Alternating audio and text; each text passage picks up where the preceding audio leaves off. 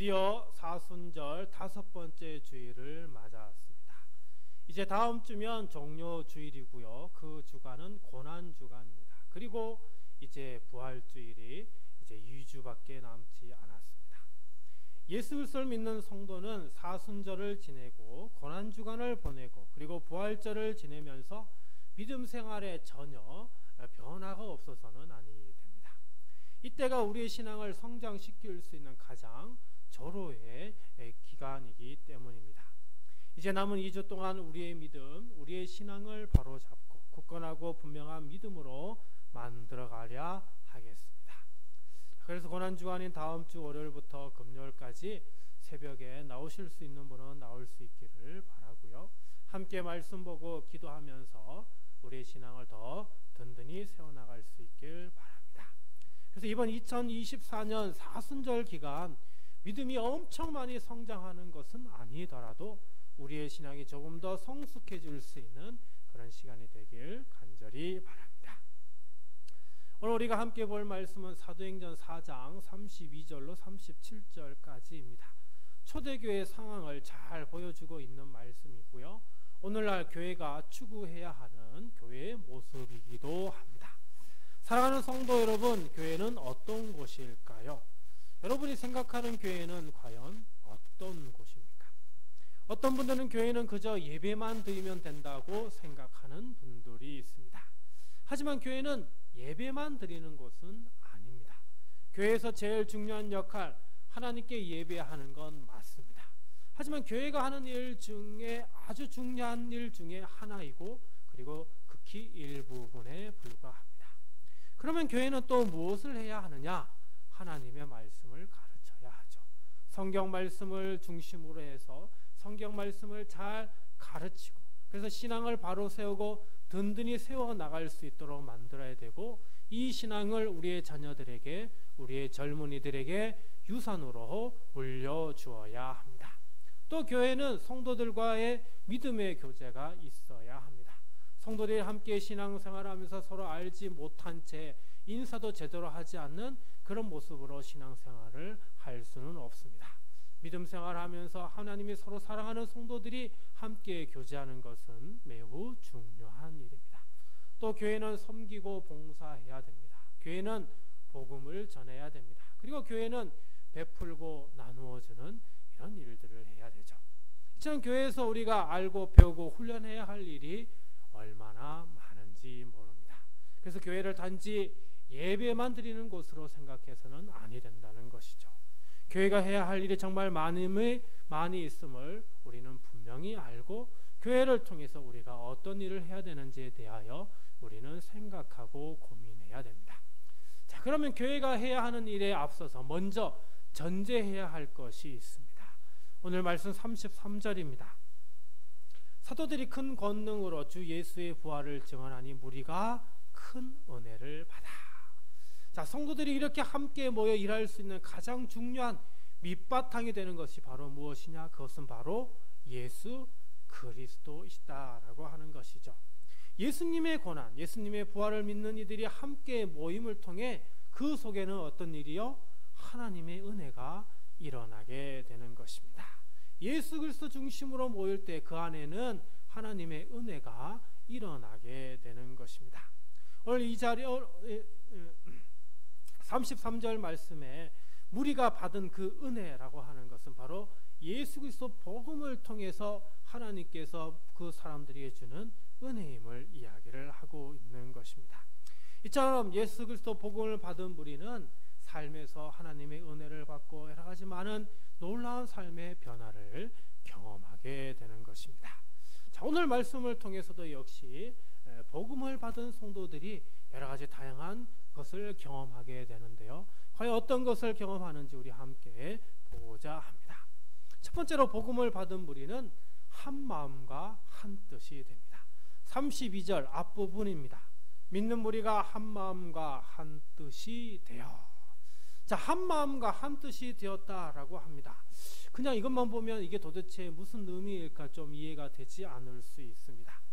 우리말 표현으로 보니까 한 마음과 한 뜻은 감정이나 생각 따위를 하나로 뭉쳤다 이런 의미 정도로 해석됩니다. 우리말 표현으로는 그저 사람들이 마음을 똘똘 뭉쳤다 정도로만 해석되게 됩니다.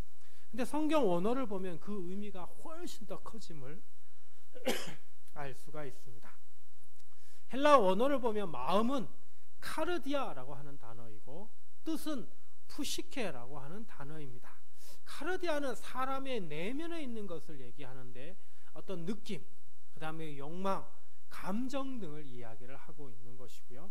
푸시케라고 하는 것은 우리의 영혼, 생명, 목숨 이런 의미를 가지고 있습니다.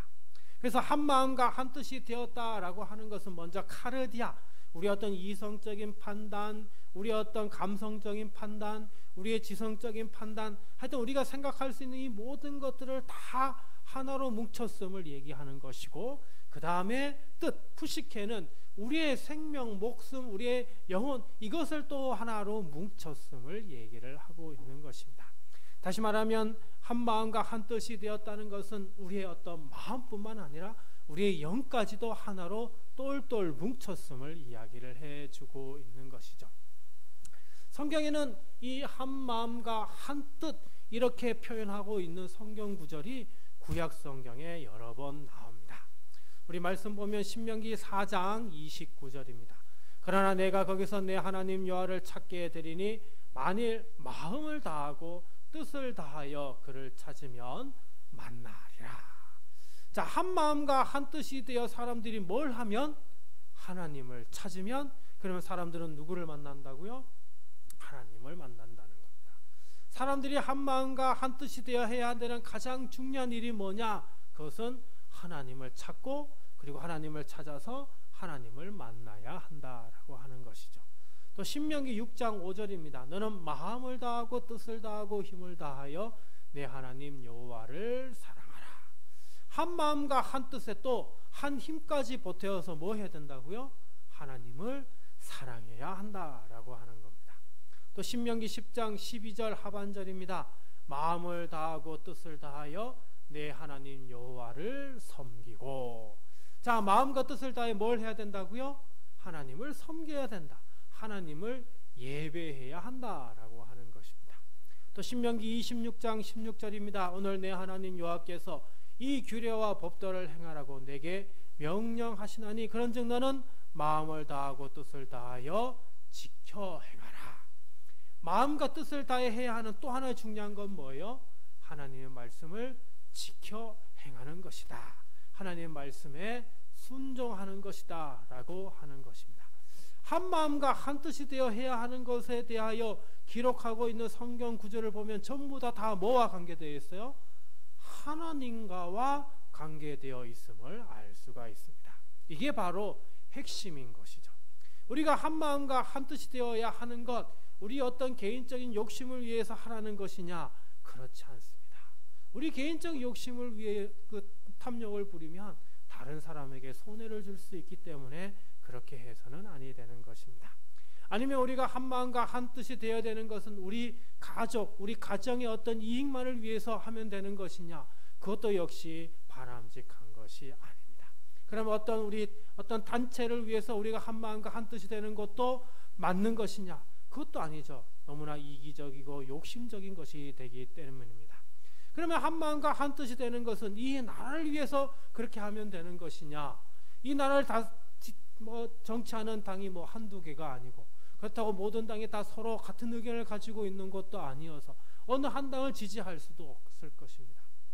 만약에 이 나라를 이끄는 당이 하나라면 그 당에게 정말 우리 마음과 뜻을 몰아주면 될까요? 그렇지도 않을 것입니다. 그러면 우리는 어떤 데 한 마음과 한 뜻이 되어야 하는가? 성경 말씀에서 보여주는 것처럼 오직 여호와 하나님 한 분만을 위해서 우리는 우리의 마음과 우리의 영을 하나로 똘똘 뭉쳐야 하는 것이죠. 그래서 예수님께서도 우리에게 가장 첫 번째 되는 계명이 뭐라고 말씀하셨습니까? 마가복음 12장 30절입니다. 내 마음을 다하고 목숨을 다하고 뜻을 다하고 힘을 다하여 주 너의 하나님을 사랑하라. 그렇습니다. 우리 사람이 한 마음과 한 뜻이 되는 데 있어서 가장 중요한 것은 그것은 여호와 하나님을 사랑하는 데 있다라고 하는 것입니다. 오늘 말씀에서 복음의 은혜를 받은 사람은 먼저 하나님을 사랑하기 위하여 한 마음과 한 뜻이 된 것입니다. 다른 의미가 있는 것이 아닙니다. 자기 이제 초대교회 공동체들이 하나로 똘똘 뭉쳐서 이제 자기들을 위해서 어떤 이익을 얻기 위해서 뭔가를 하기 위해 똘똘 뭉쳤다는 그런 의미가 아니라 이 사람들이 똘똘 뭉친 이유는 다 같이 하나님을 사랑하기 위해서 이렇게 함께 모여 있음을 이야기를 해주고 있는 것이죠. 그러므로 오늘 우리는 한 마음과 한 뜻이 될 때는 오직 여호와 하나님이 우리 중심에 있어야 한다는 것이고, 우리는 하나님을 사랑하고 하나님을 섬기고 예배하고 하나님의 말씀을 지켜 따르기 위해서 우리는 한 마음과 한 뜻이 되어야 한다라고 하는 것입니다. 사랑하는 성도 여러분, 다른 것에 한 마음 한 뜻이 되지 마십시오. 세상에 어떤 물질을 더 많이 소유하고 더 높은 자리에 있기 위하여 서로 한 마음 한 뜻이 되려는 그런 마음이 아니라 하나님을 사랑하고 섬기고 하나님의 말씀을 지켜 행하기 위하여 한 마음 한 뜻이 되는 그런 우리가 되어야 하겠습니다. 그래야 할 때 하나님께서 우리에게 더 큰 은혜를 허락하여 주실 줄 믿습니다. 두 번째로 복음을 받은 무리는 서로 통용합니다. 32절 말씀 봅니다. 믿는 무리가 한 마음과 한 뜻이 되어 모든 물건을 서로 통용하고 자기 재물을 조금이라도 자기 것이라 하는 이가 하나도 없더라. 자, 하나님을 사랑하고 섬기는 성도들이 함께한 놀라운 일 중에 하나가 뭐라고요? 서로 통용했다는 겁니다. 통용, 요즘 잘 사용되지 않는 것 같은 단어인데 일반적으로 두루 쓰는 것, 서로 넘나들면서 두루 쓰는 것을 얘기할 때 통용이라고 얘기를 합니다. 즉 주인이 있는 물건이지만 주인 혼자만 사용하는 것이 아니라 주인이 아닌 사람들도 편하게 사용할 수 있도록 하는 것, 이것을 가리켜 통용이라고 하는 것이죠. 초대교회 당시 사람들이 가진 물건들이 많이 있겠습니까? 하지만 그런데도 자기가 가지고 있는 것들을 자기만 쓰는 게 아니라 자기 가족만 쓰는 것이 아니라 성도들이 함께 서로 공용하며 사용하였음을 이야기를 하고 있습니다. 사실 이런 모습은 우리가 어렸을 때 시골에 살면 시골의 동네 분들이 이렇게 사는 것을 우리는 쉽게 볼 수가 있었습니다. 초등학교 다닐 때 선생님 자리에는 항상 연필 깎기가 놓여져 있었습니다. 그래서 학생들이 연필심이 짧아지면 너도 나도 선생님 자리에 가가지고 연필 깎기를 돌렸습니다. 연필 깎기 주인은 선생님이지만 이 연필 깎기는 모두가 다 같이 통용하여 사용하는 그런 물건이었습니다. 시골 마을 사람들이 다 같이 통용하는 것이 있죠. 그것은 바로 우물입니다. 동네 한 모퉁이에 있는 우물은 마을 주민이 다 같이 통용하여 사용하는 물건입니다. 옛날에 흑백 TV가 있는 집에서도 역시 이웃 주민들이 함께 통용하는 걸 볼 수가 있습니다. 오래전에 흑백 TV가 막 생겼을 때 특별히 국가적인 어떤 행사를 한다든지 아니면 한국과 일본이 어떤 축구를 한다든지 야구를 한다 그러면 그날은 온 동네 주민들이 흑백 TV가 있는 그 집에 다 같이 모여가서 함께 TV를 시청하는 날이기도 했습니다. 저는 우리나라에서도 과거에 통용은 쉽게 흔히 하던 것이었습니다. 하지만 요즘은 통용이라는 말 자체가 거의 사용되지 않습니다. 그만큼 이제는 서로 가지고 있는 것을 통용하는 시대가 아니게 되었기 때문입니다. 더욱이 코로나 영향으로 이제는 통용하는 것을 꺼리는 그런 시대가 되고 말았습니다. 이제는 공통으로 사용하지 않고 이제 각자 개인적으로 사용하게 되었습니다.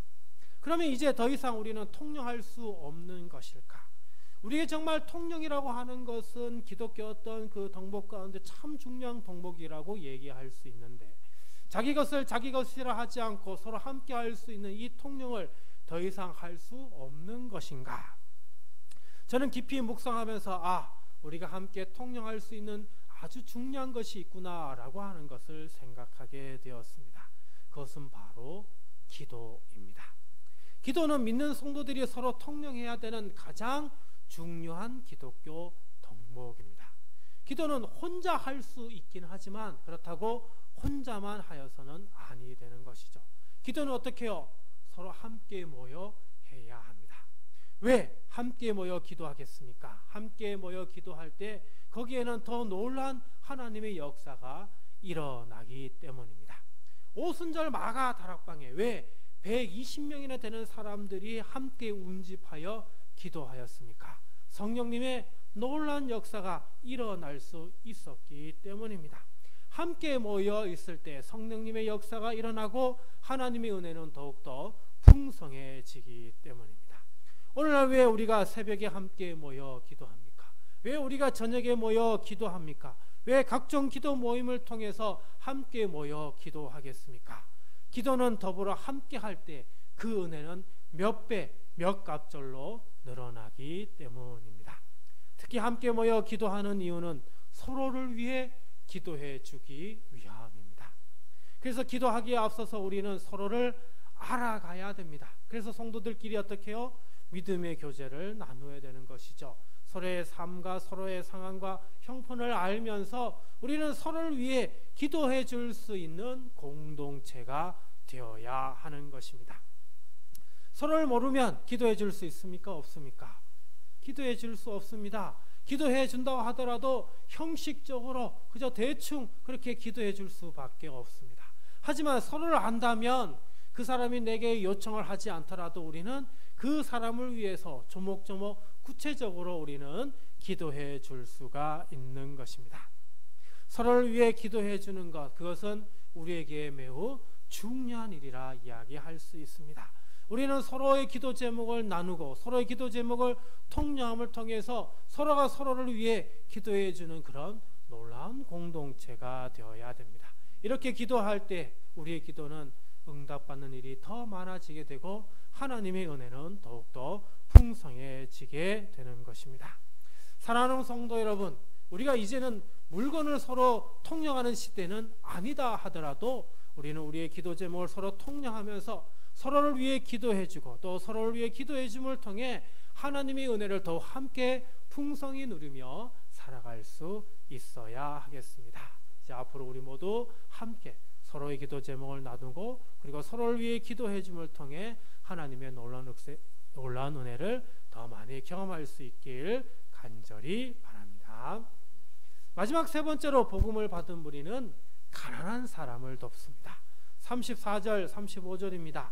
그 중에 가난한 사람이 없으니 이는 밭과 집 있는 자는 팔아 그 판 것의 값을 가져다가 사도들의 발 앞에 두매 그들이 각 사람의 필요를 따라 나누어 줍니다. 자, 초대교회 공동체에 가난한 사람이 없었다고 합니다. 이건 정말 놀라운 일이라고 이야기를 할 수가 있죠. 왜 그럴까요? 가난은 나라도 구제하지 못하기 때문입니다.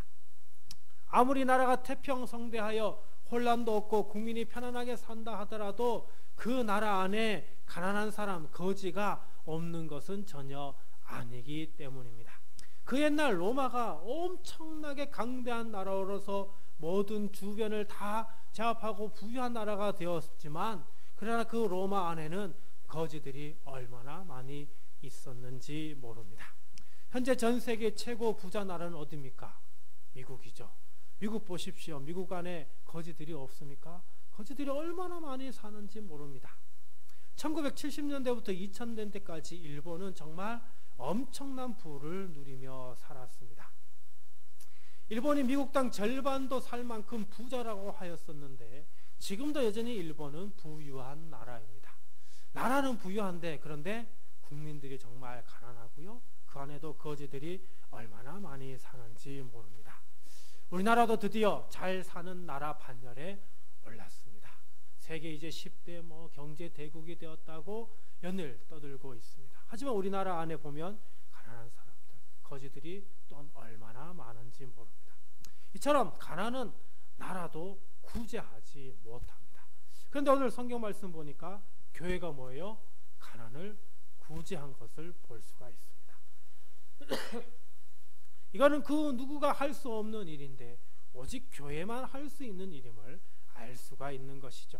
그러면 교회가 가난을 구해낼 수 있었던 그 비결은 무엇이냐?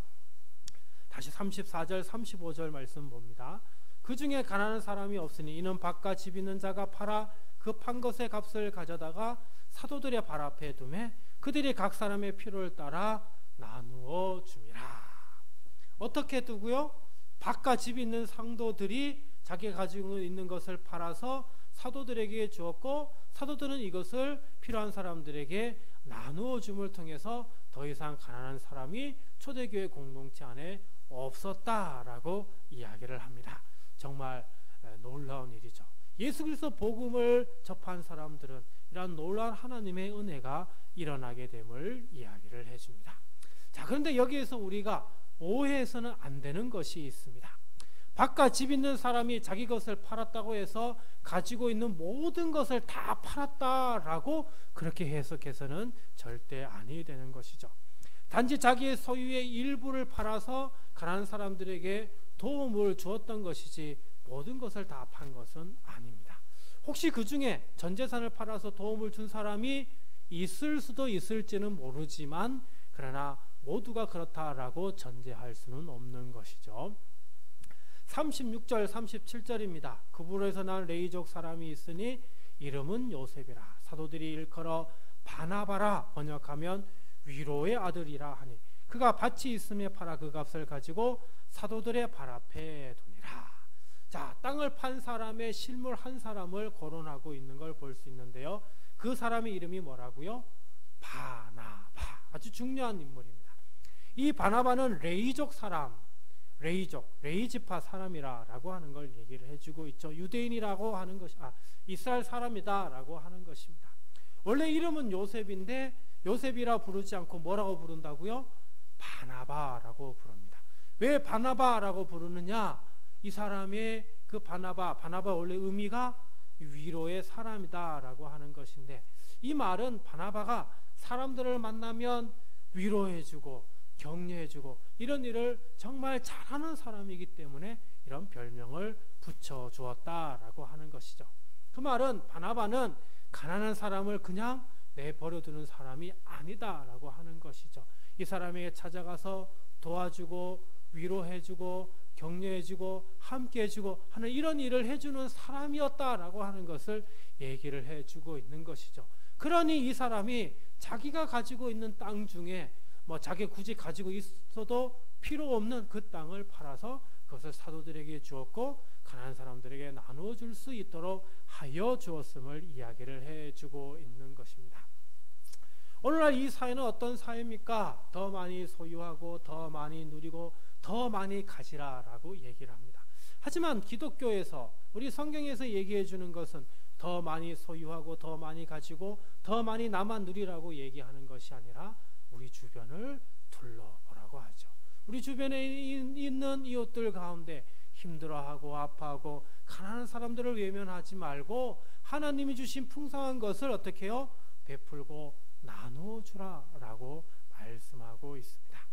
오늘날 교회도 점점 커지고 기업이 되어가면서 더 많이 소유하고 더 많이 누리도록 하는 것이 대세가 되고 있는 것 같습니다. 하지만 교회가 정말 해야 되는 가장 중요한 것은 가난한 사람들, 어려운 사람들을 돌보고 그들에게 위로가 되고 도움이 되고 그들에게 은혜를 끼칠 수 있는 것이 정말 교회가 해야 하는 일이고, 바나바가 한 일을 교회가 해야 하고 성도가 해야 하는 것임을 이야기를 해주고 있습니다.